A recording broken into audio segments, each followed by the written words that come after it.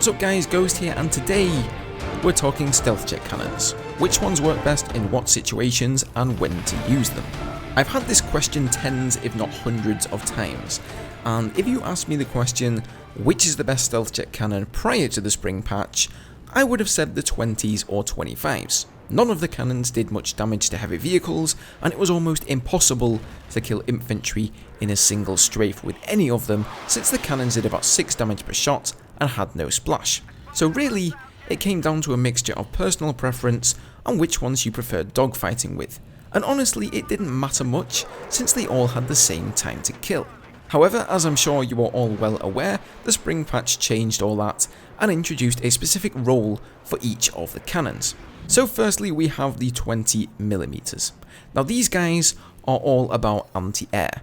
They do bonus damage versus helicopters. Now obviously the helis are quite little flying tanks now after the spring patch, but the 20mm have a time to kill of about 4.48 seconds compared to the 6-second time of the 25 and 30mm, and time to kill on enemy jets is roughly equal to that of the other cannons.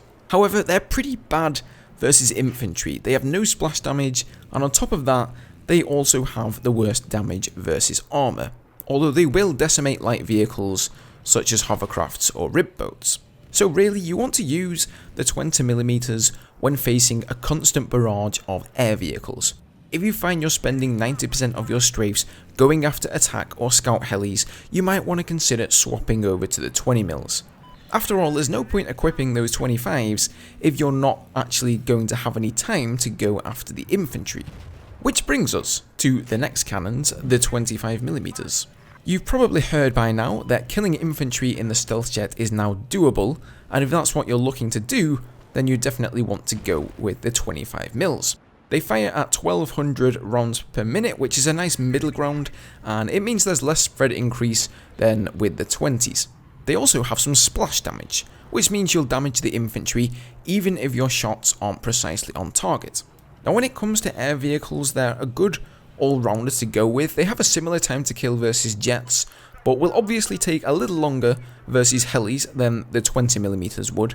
Another nice bonus is that they'll do a decent amount of damage versus armoured ground targets, and just like the 20mm, they'll have no problem taking out lighter vehicles. Now personally, I'd say these are the cannons I use the most if I'm lucky enough to be playing with a team that's willing to aid me in taking down the enemy air and there's no fast vehicle spawn. Then that gives me some time to strafe infantry and tanks on the ground. I recommend running laser guided missile with the 25mm if you don't already.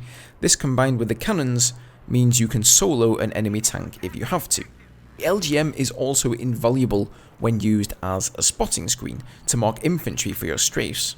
Spotting got nerfed with the spring patch, so it's pretty hard to do without the laser guided missile screen. And finally we have the big boys, the 30mm. They'll perform with a similar time to kill as the 25s against air targets, but I'd say it can be slightly harder to lead and stay on target due to their much lower rate of fire, or 600, half that of the 25mm. Where they really start to shine is strafing armour. They'll do more damage than the 25mm, more splash damage, and that splash has a bigger radius. You can also take out infantry with these cannons if you want, but you don't have the same multiplayer bonus that the 25s get. So you might be wasting your time if there are enemy tanks that you can concentrate on instead. All in all, I'd say the 30s are the ones I use the least. I just don't think the damage increase versus armoured targets outweighs the ease of use and well-roundedness of the 25mm, and on top of that you still got a laser guided missile to damage armour with when using the 25s, so it's not like you're completely helpless against tanks. So usually if I'm going all out, try hard, keep the airspace clear, I'll use the 20mm. On the other hand, if I'm spending plenty of time strafing the ground, I will usually go with the 25s. Now there are exceptions. If it's fast vehicle spawns and the ground is crawling with armour, I'll go with the 30s. If there are relatively few players on each team and not many infantry to go at, once again, I'll take the 30s. The main thing to remember is to be aware of what you're spending your time doing in the stealth jet and to change up your loadout accordingly. You can't really decide this purely based on what map you're playing, there are a number of other factors to take into account, such as player size, vehicle spawn timers, and whether you're winning or losing. Then you've also got to analyse the enemy team's skill as players. Maybe they have a really good scout heli pilot that's giving you trouble.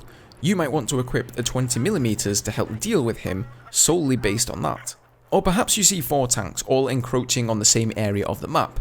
You might want to temporarily switch to the 30s to help your team out.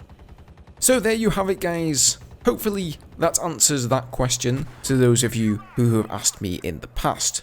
So until the next time, thank you for watching, and I'll see you in the next one. Cheers.